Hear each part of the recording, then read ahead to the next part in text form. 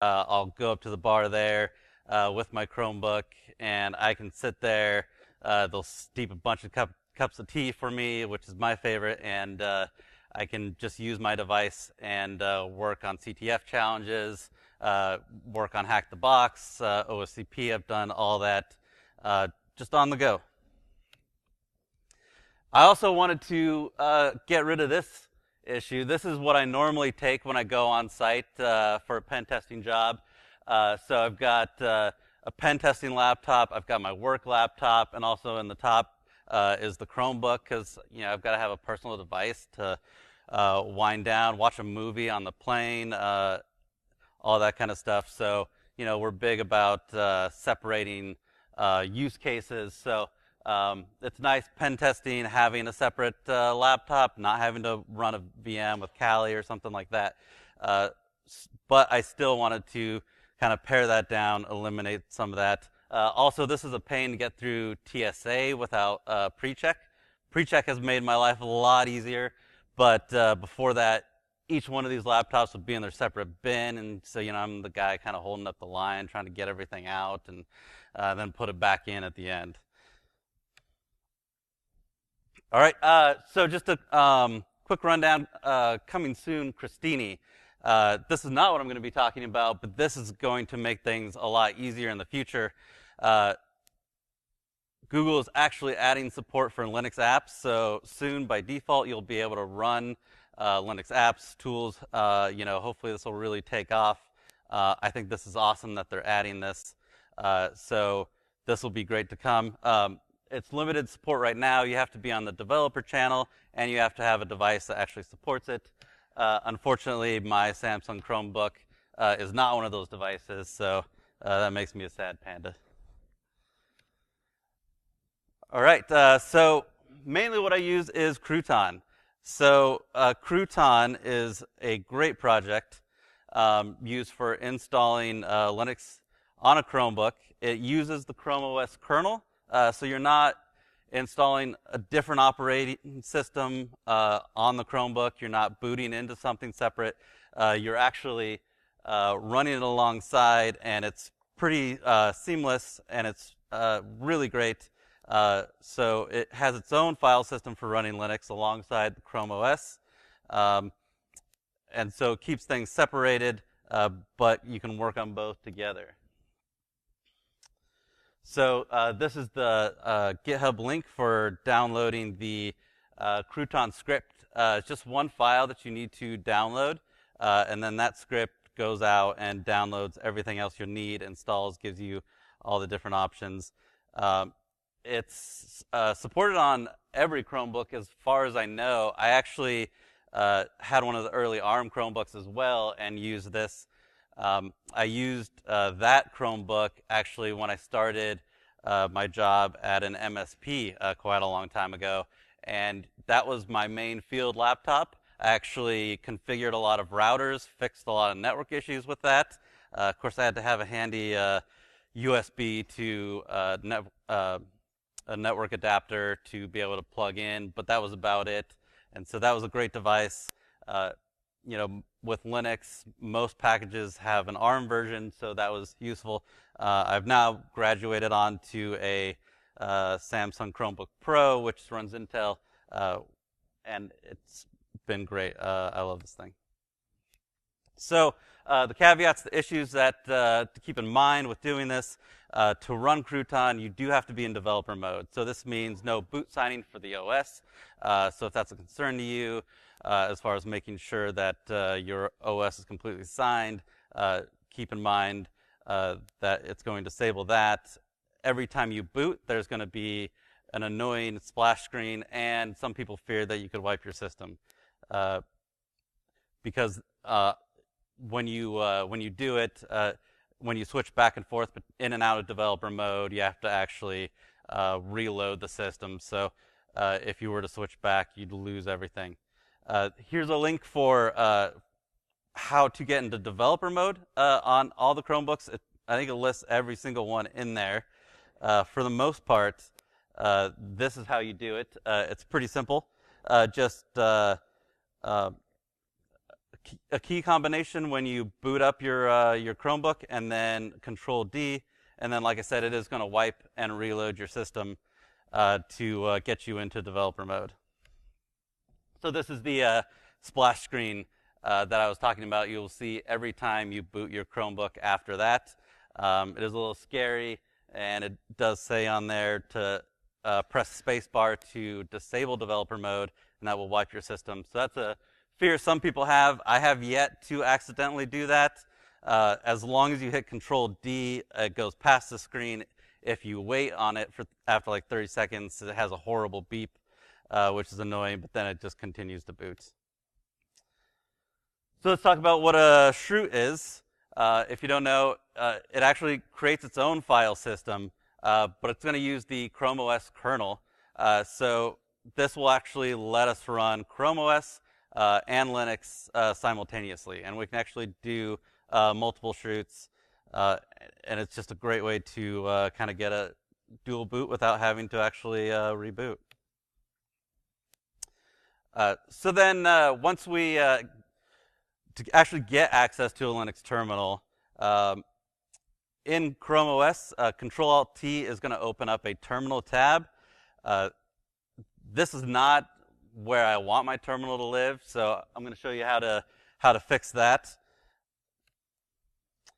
This is what my tab bar at the top normally looks like, if you can see that. This is actually pared down quite a bit because a recent update to Chrome OS, if I go any further than this, my tabs just disappear off the screen. So a lot of times I have to have more than one window open.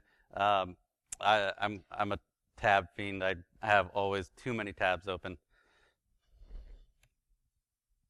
So to get that quick access to terminal, there's a Chrome extension called Crouton window from the Chrome Web Store, so we can actually have a separate app as a terminal. So that makes my life a lot easier.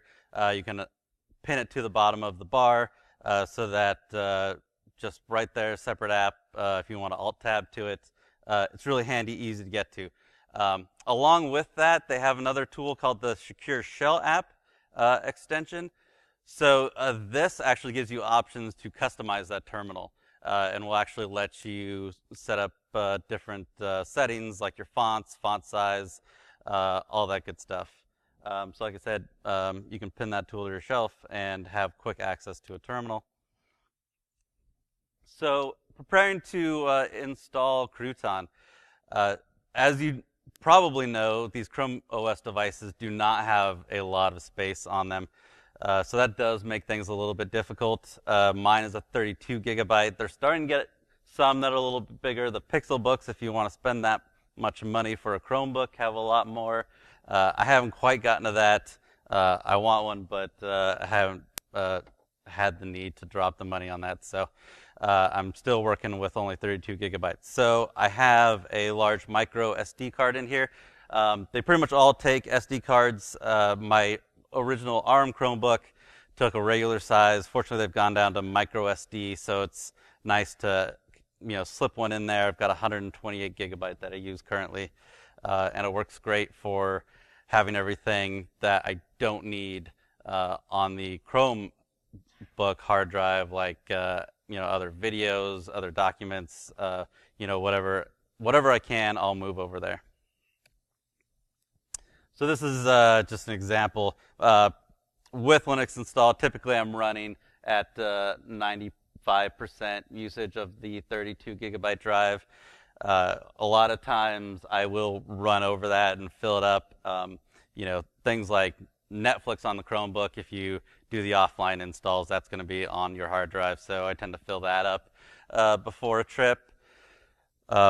Plus all the Linux packages that get installed by default end up taking a lot of space. So anything I can move over to the SD card helps.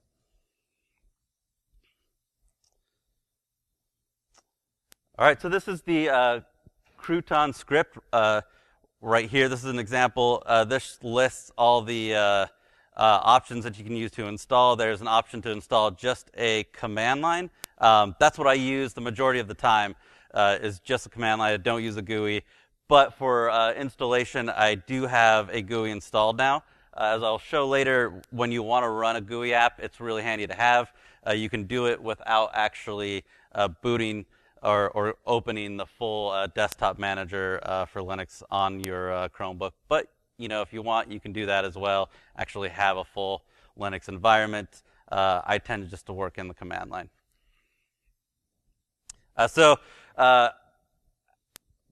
Installing Chroots, all different types. I've run through a bunch of them. This is what I found works the best. Xenial GNOME, at least that's what I'm currently on. I haven't tried the 1804 yet. I should probably update soon, but so far Xenial's been working great. Crouton supports the Debian, so Debian, Ubuntu, and Kali. I always had trouble with the Kali through Crouton, and some of the different versions of Ubuntu all seem to kind of have little quirks and issues, and it never quite worked right, especially some of the GUIs. So what I found is just their stock Ubuntu worked the best for me and was kind of the easiest to install and use. So for installing Crouton, you need to get into the shell. I will show that in a minute, and then basically just run this command to run the Crouton script, specifying, so tact is specifying your version. So this is installing Ubuntu with the XFCE window manager, and then tac E lets you actually encrypt your chroot, which, as security, hopefully you're encrypting all the things, and just extra layer of security is always great to have. So once you've done that, now you actually will have a Linux terminal on your Chromebook. It's pretty easy, just that command. It'll take a while. It'll download a ton of packages, so ideally you want to be on a good internet connection, plugged in, all that stuff. I've had plenty fail when the Chromebook slept after a while of downloading packages, so that was always a bummer when that would fail. So keep it plugged in, turn off the sleep mode if you can, and just let it go. Of course, always important to keep backups. The chroot is actually really easy to back up. Crouton has a command for doing that, so you can just back up with the Crouton command. Throw that over to your SD card. Move it somewhere else. You can back that up. Mess around with your Crouton, mess it up, restore it. They're super nice and easy to reinstall or restore and backup and all that stuff. Makes kind of maintaining a separate operating system on the Chromebook pretty easy to do. All right, so customizing. As I mentioned, the secure shell extension is how you're going to actually customize your terminal on the Chromebook. So this is pretty important to me. If you're going to be living in a terminal, you want it to have the right feel. You want to be comfortable in it. So this will actually allow you to change the font. So I'm a fan of the source code variable, which you can set as your font in there. You can also change your colors. I'm currently using a color scheme that's basically Google's Material theme. I'm still tweaking it a little bit, but it's got a pretty nice scheme. I'm pretty happy with the way it looks. So one of the early issues I ran into, Crouton does not set up a locale by default. So you're going to want to do that kind of first thing. So to do that in Ubuntu, you can just apt install the locales package. Hopefully, you guys are using apt and not apt-get anymore. I'm a big fan of that. Less typing, all the better.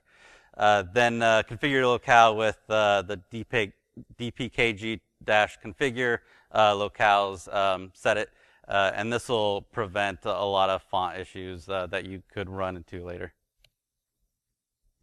So this is how the terminal for me typically looks. I've got screen fetch in case you're wondering what displays that. You can see some of the colors in there. So this is what I typically work in. So apps, as I said, you don't have a lot of space on the Chromebook, so you need a place to install apps.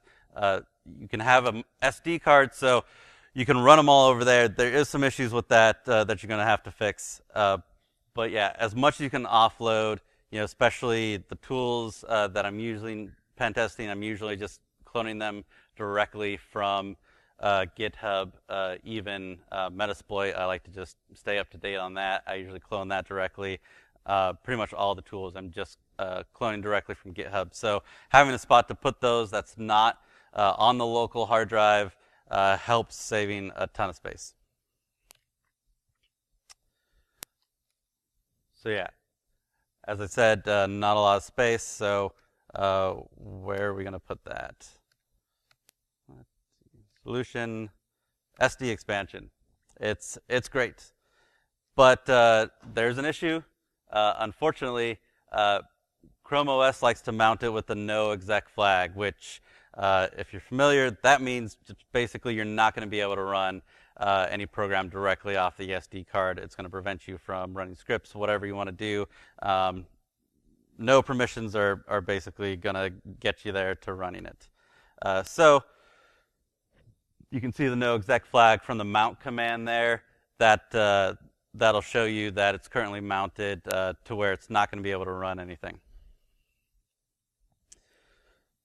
So before, I actually used to be able to add this remount command to the rc.local file on the Chromebook to be able to have it mounted without that no exec flag. At some point, an update kind of prevented that, so now I just run the command every time. So just this remount command on your SD card will remount that without the no exec, and then you can start running your applications. So without the no exec, we're good to go.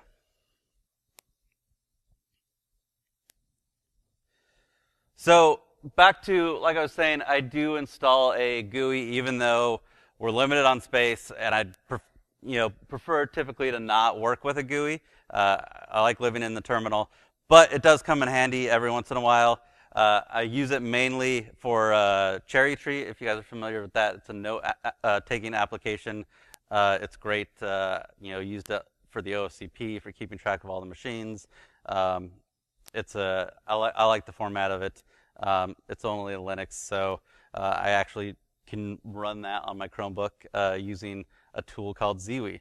I also use PyCharm occasionally, so that's a Python IDE, and so I can run that off Linux as well using ZWI. You can even do a full Linux desktop using ZWI if you want. So, if you want that real Linux experience on your Chromebook, you can do it. So it's included with Crouton. There is an extension that you have to grab from the Chrome Web Store to actually get it to work. So you can open Linux in a tab with it. So there's the XFCE desktop environment running in a tab on my Chromebook. So you can also just use this to start a single app without actually having a full GUI. So Linux apps on your Chromebook, which is great. What I found works best for ZWI is actually running it in a tmux window. You could potentially try running ZWI and backgrounding it. I found most of the time it doesn't background properly.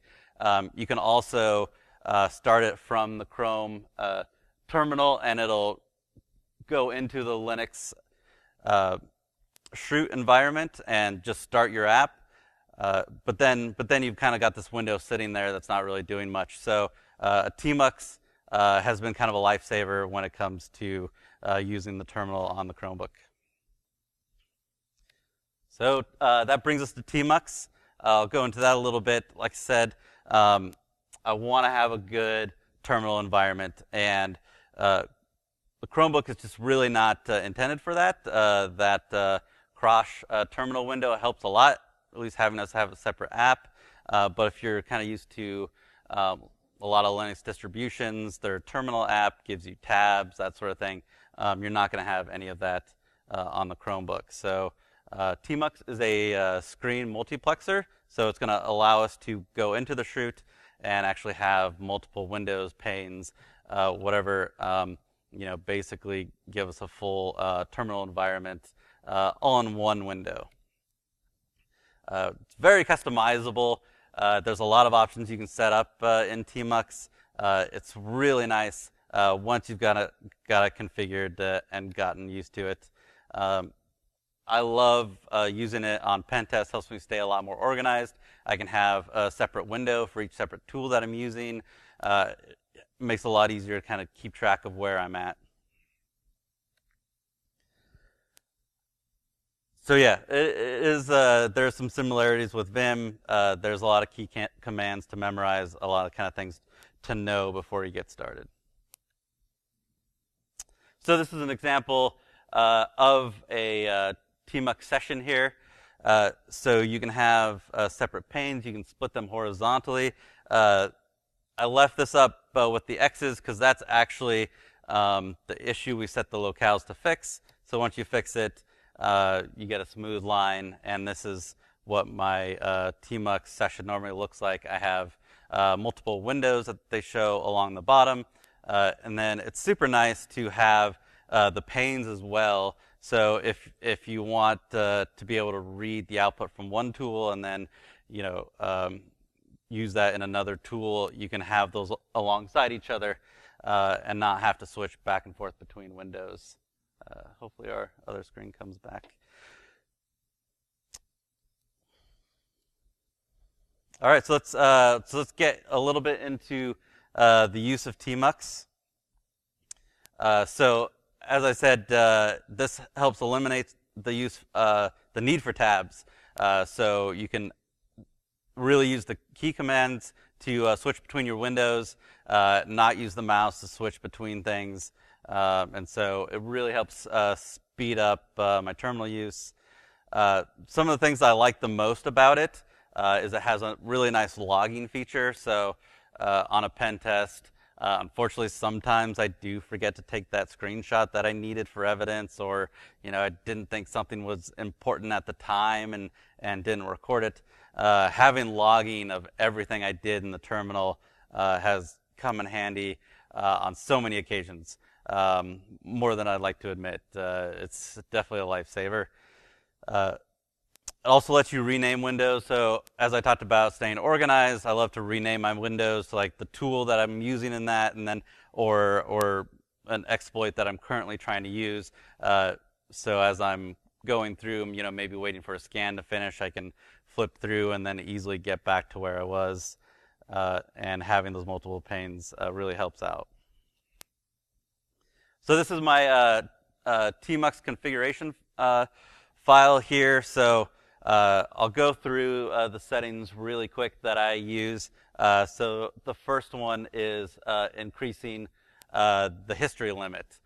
So it's a lot smaller by default. It does keep your, it's a buffer. It keeps your history in memory. So if you don't have a lot of memory, you might want to watch what you set that as. I use that setting, I think that's 100,000 if I remember right, all the time. I've actually started increasing that to double that, and I haven't seen any memory issues from that. Usually this is enough, but occasionally, if you've ever dumped a large domain where there's just a ton of users, I have had it actually run past the memory buffer. So I like having that set to a pretty large number. And then also automatic renaming. So Tmux does try to help you out with the naming of your windows, and will change that for you. So if you run a Python script, it'll name it Python. That's not usually what I'm looking for, so I do it manually, and this will prevent it from changing that. If you then switch to, say, a Ruby tool, it won't rename it to Ruby. It'll stay whatever you named it as. Search mode, you can change. It's uses Emacs by default. We're all Vim users here, right? So we got to change it to Vim, right? How many Vim users do we have? All right, good amount. How many Emacs? Oh wow, no hands. That's shocking. My boss would not be excited to hear that. I'm sure she's a big Emacs fan. Then I have a list of plugins. So one of those plugins is the logging module, and then there's also a plugin manager for Tmux in there as well. So those are the basic plugins that I use. There's also, I like having the time and date right there in the bottom screen of my terminal. And then the last one is there just enables the Tmux plugin module that installs the logging for me. So to get those plugins, that's the only other thing that you really need to have other than that Tmux configuration file. It's pretty easy to install. You just git clone it from GitHub into the Tmux directory, and then go into Tmux and run a key command. So if you notice, it says prefix, and that's a capital I to install the plugin manager. So in Tmux, if you've ever used, some of you might be familiar with Screen. It's another multiplexer. There's always a key combination and then something else to perform an action. So that initial key combination is the prefix that I'm referring to there. By default with Tmux, it's Control B. So as opposed to Screen that uses Control A. A lot of people switch that to Control A. Occasionally, I run into a system that has screen sessions, so I've been keeping it with Control B so I can use both simultaneously without any issues. It is a little tricky to get used to Control B, but I've gotten a lot better with it. So basic Tmux commands. To start your session, so many times I'll be in a terminal and I'll be like, I don't need a Tmux session this time. I always regret that decision. So first thing I do when I start up a terminal is just start a Tmux session. Even if I don't know what I'm doing, what I do is the command is tmux new -s start, and that names the session start. Just generic. It's not very creative. But that just tells me that was my first one. My first Tmux session. It just kind of gets me started, so I don't start some command and then wish I had another Tmux window. For that logging module, it's prefix plus capital P to get it started. So when I open a window, that's the first thing that I'll do is start logging. Again, if I don't start that right away, I always regret it. So renaming a window, as I talked about, keeps me organized. So prefix plus a comma is what allows you to rename your current window. And then to open a new window, it's prefix plus C. Next window, prefix N. Previous prefix P. So N and P, next and previous, scrolls through them pretty nicely. To create a new pane in a vertical split, it's the control % sign, and horizontally is the prefix plus a quote sign. And then zooming into a pane is also great to have. So prefix plus Z will zoom in to your pane, and you can also resize it if you do prefix and then hold down that control button and then use your direction arrow keys. So if you want to do it horizontally, go left and right. That's super useful for screenshots in reports. If you take a screenshot of a wide terminal window, usually it ends up a lot too small within your report. So, but I like working in a wide terminal, so I can have that wide terminal while I'm working, and then with a zoomed in pane, and then zoom back out and have one beside it, adjust the width so that the command still kind of looks okay, and then screenshot that once I've got it set up right, and that usually gives me a nice screenshot to throw in the report. So Openvpn is another tool that helps me out a lot when I'm using the Chromebook. So as I mentioned, doing OSCP or Hack the Box. If you're not familiar with Hack the Box, it's a really great lab. You can sign up for free. You open VPN into their network. They rotate their boxes that they add in there, and they're really great CTF style challenges. I love Hack the Box. It's great. So you can just install OpenVPN as you would normally in Linux. Install the package, and then one issue is you need to actually blacklist your network devices from shill on the Chromebook. Otherwise, you're never going to get your OpenVPN tunnel open. So I create a little just shell script with these commands. So it's basically just you stop shill, and then you restart it with your devices that you want blacklisted that OpenVPN is going to use. Usually it's ton 0, but I just blacklist those 3 just to kind of cover my bases, because I have had it use some of those others occasionally. Or sometimes it does move to ton 1 as well. But if you're only running 1, usually it just sticks with ton 0.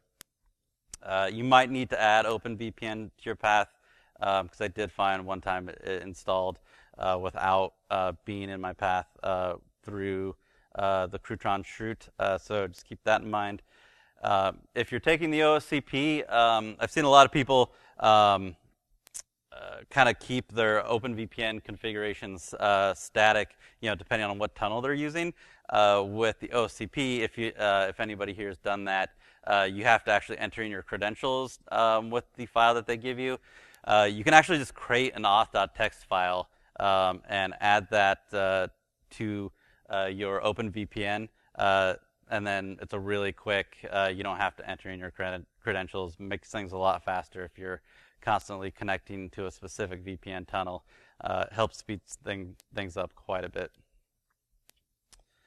Getting a shell back. So this is another issue I ran into while working with the Chromebook. So hopefully at some point you'll be able to get a reverse shell back.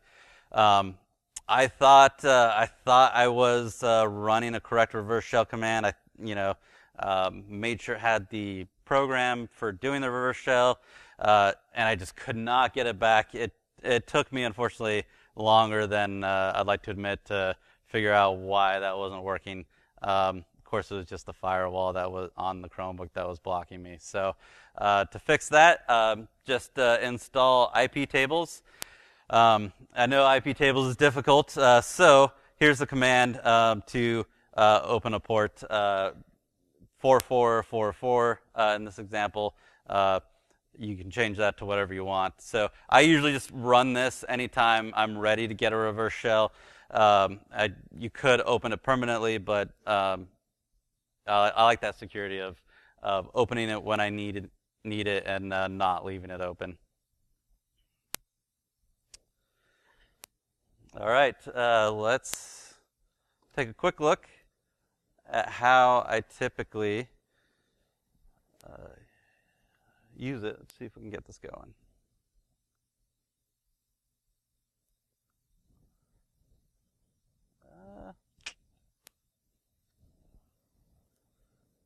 It is not wanting to play.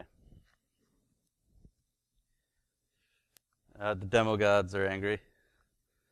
I even had a video, so I wasn't doing it live, but it is not happening.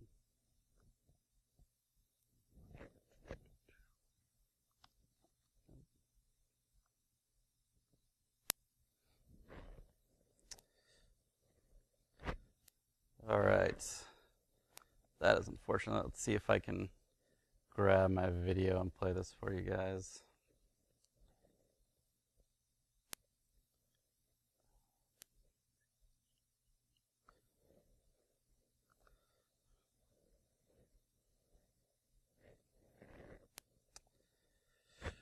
Nope, I think we're gonna skip the demo, unfortunately. I don't know why that won't play.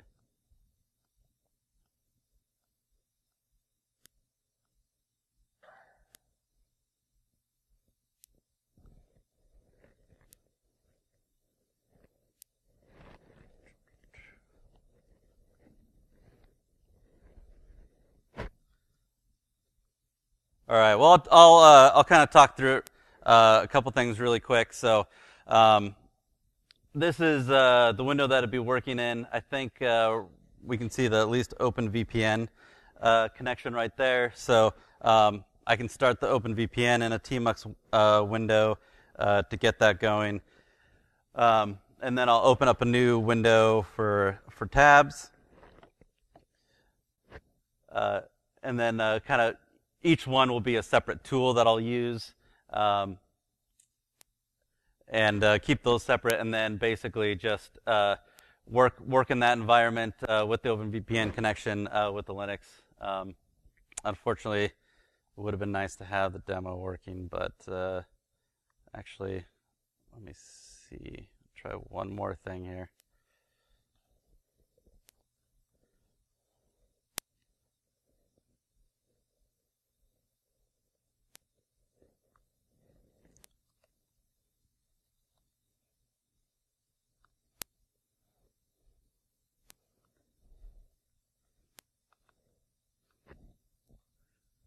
All right, get a separate window, see if that goes. Come on, Google. All right, there we go.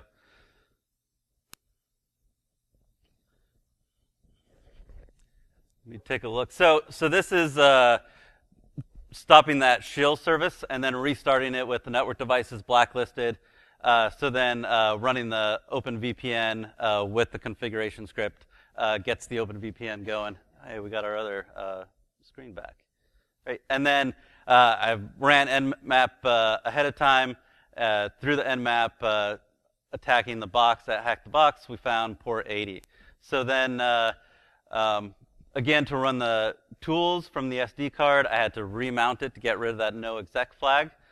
So once I've done that, then I can actually run a tool. So I'm running GoBuster, great alternative to DirBuster if you haven't used it. And we found /admin. And going to that window, I can see that it was running Pi-hole, which is from a Raspberry Pi. If you look up the information on that software, you'll see that there's some default creds to SSH into that. So I just opened up a new window. I renamed it to SSH. So now I know what's running within that tmux screen. SSH using Pi, and the default password gets us in to that box, running ID. We're not root yet. Running sudo ID gives us root. So there's a quick little exploit. This is a hack the box machine, but it's retired, so I'm not giving anything away that I shouldn't be. That actually doesn't give you the root flag. If you're interested in still working on that box, it's called Mirai. There's actually a little bit left to do. It's kind of a cool little technique for getting the flag out of memory.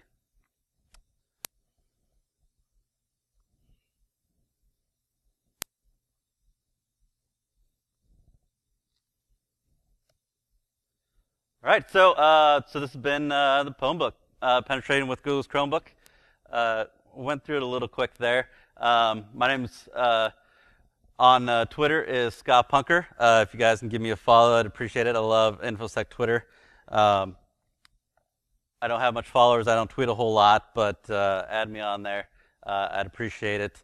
I did say my last name at the beginning. Anybody remember? Anybody think they can pronounce it? I've got a ninja duck for anybody that wants to try. Nobody wants to give it a shot? Yeah. No. Good shot. Good try though. It's Batiuk, which I always have to spell it. Oh, that was pretty far off. Here, let me try again. Oh, you got it. Cool. There's the phonetic. So again, LMG, these are some of the services we offer. We're based in Montana because we can be. It's a great place to be. All right. Any questions for me on anything I talked about today? I've got more Ninja Ducks. Yeah.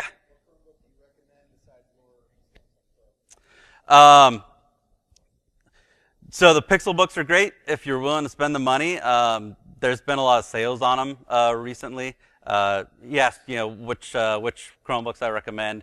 So if you're willing to drop the money for that, those are really nice devices. But there's Acer makes some really good ones. They have some pretty cheap brands if you want to be in the sub 500 range. Asus makes some good ones as well. Those are kind of my favorite brands. But yeah, I mean, they're all pretty good. I do like, I love ARM devices, but having an Intel chip is really nice, and they've gotten, so small, light at this point that you can get an Intel one and still have that great battery life that you used to have to, have an ARM device to get. Thanks for the question. Yeah. This is the Samsung Chromebook Pro. Sorry, what? What about the ducks? Sorry. You wanted to? Oh, that was just a question to get a duck? All right. Oh, so close. Yeah, any other questions?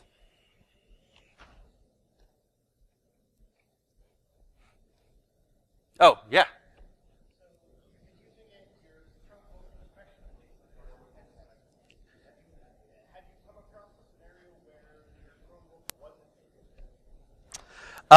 So as of right now, I haven't been using it on full pen testing engagements. We're actually going to be trying that out pretty soon. As of right now, I've been still using a dedicated Linux laptop for that. What I've been doing mainly is, OSCP labs, hack the box labs with it.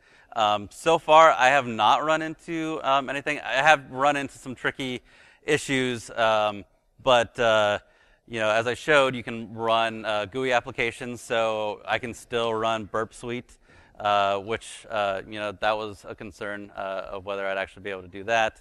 Metasploit runs great in the terminal. So far everything's worked great, and there's been little issues and bumps along the way, but I've gotten pretty much everything that I need working. So I think we're gonna attempt to actually have it on an actual pen test. Thanks for the question. I'll get a duck. Any other questions for me? Yeah. Yeah, I will post the slides to my Twitter and add kind of the configuration scripts to my GitHub as well. All that. There's one for you and one for you. Oh, short. Yeah.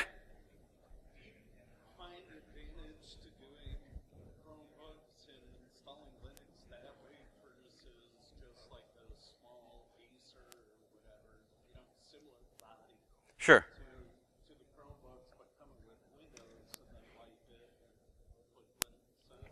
Gotcha. Yeah, there's a couple reasons I do prefer an actual Chromebook over